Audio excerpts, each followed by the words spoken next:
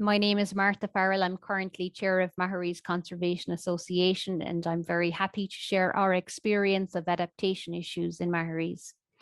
I will provide an overview of how we have developed a community-led practical adaptation approach that is driving on the ground changes. I will share with you the reasons why our community has formed these partnerships, our experience of building and using the evidence base to communicate the need for adaptation measures, the critical role the collaboration and partnerships with external organisations has played, and the role of our local and visiting community in implementing adaptation measures. But firstly, to provide you with some context, we formed as a direct result of a crisis period spanning from the occurrence of Storm Darwin in 2014 to the intense storm activity of winter 2015-16. But for generations, the people of Maharees have lived on a fragile tombolo, which has an impressive set of environmental designations. The sand dunes, which make up a large part of the landform, are a privately owned commonage, and all of this can make adaptation interventions challenging. Generations of Maharees people have lived with chronic coastal erosion and periodic flooding events. And over the last 3 decades in particular, they have lived with a massive surge in visitor numbers during the summer months, without an accompanying surge in facilities and services to provide for them, without a formalised community group to act for them. This unmanaged access to the dunes was also taking its toll on the dune system, as the vegetation keeping the dunes together was destroyed unwittingly in many cases by trampling from campers and beach users. During the winter of 2015-16, the Maharees community endured a series of Atlantic storms which subjected the area to high winds, high tides, heavy rain, flooding, and extraordinary amounts of blowing sand, which often covered the road with 3 or 4 feet of sand. The community's access to and from their homes on the only access road became severely restricted, as the road became impassable on many occasions and drivers had to wait for the county council to clear the sand drifts from the road. There were no clear-cut solutions because of the environmental designations and a lack of knowledge. A crisis meeting took place, and Dr. Eugene Farrell, a coastal geomorphologist from NUI Galway, was invited to attend. And he urged the community to organise and to start engaging with the state agencies. A 15-member committee was elected at that meeting, and the community now had the beginnings of a formal entity to address the issues. And since then, we've been educating ourselves and leading and taking action and sharing our learning with the support of our local and visiting community, our local authority, Kerry County Council, our state agencies, NGOs, and academic institutions, essentially in terms of 3 main adaptation areas. We are learning how to organise as a community, how to form a community vision, how to adopt good governance practices, how to propose and fund projects, and how to form trust relationships and partnerships with a range of actors. We are learning how to deploy nature-based solutions to restore and strengthen our dune system, which is our coastal defence.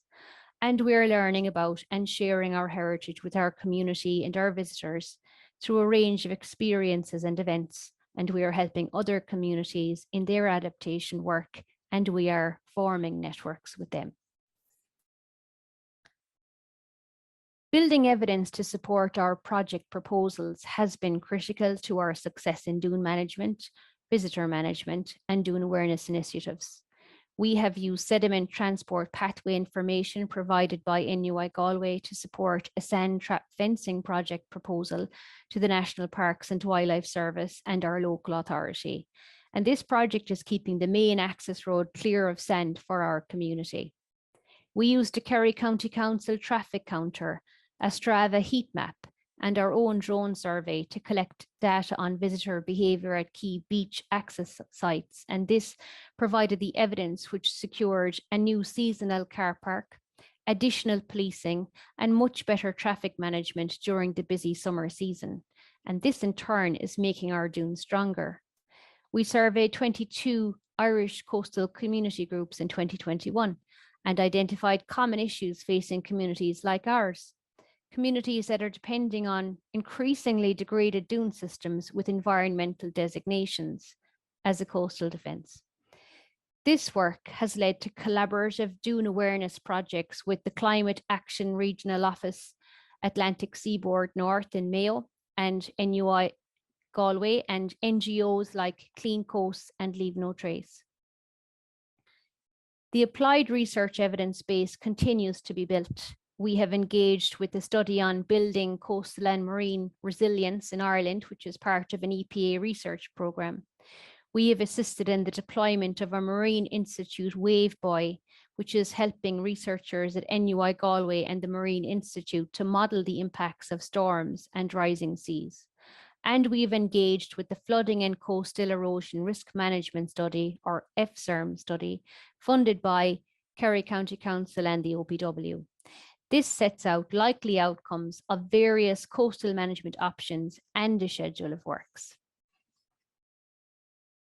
Creating partnerships and collaboration with external organizations is an integral part of our work, and we seek and accept opportunities to convene conversations, to share our learning, and to build strategic partnerships. And we've worked with a broad range of state agencies, academic institutions, NGOs, and other community groups to achieve our project goals. Through these partnerships, we feel we've developed a strong sense of community agency and resilience, with hundreds of adaptation actions which are supported by our partners.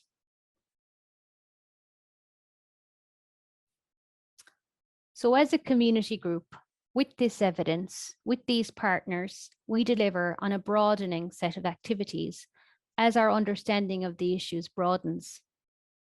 Firstly, dune recovery through nature-based solutions in areas where anthropogenic impacts are most keenly felt and where key infrastructure is at risk is a major part of our work. Liaising with our local authority and other agencies has been critical to delivering on necessary visitor management infrastructure services and policies, and also has helped to initiate and complete the FCERM study. We've had very active and fruitful two-way academic community collaborations.